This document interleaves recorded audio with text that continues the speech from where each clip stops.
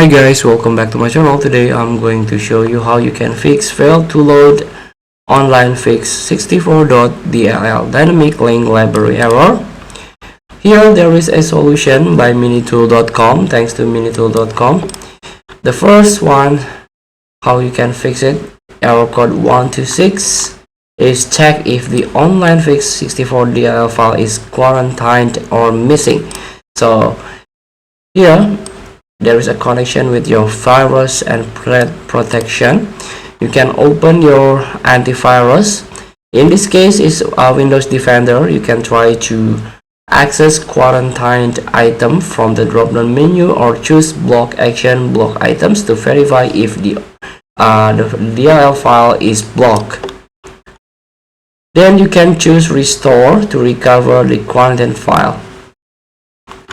And of course, the second fix, you can try to reinstall a program or game. You can try to uninstall game and then try to reinstall it. And last, you can run the sfc command line. You can press Windows R to open run window and type cmd to open the command prompt.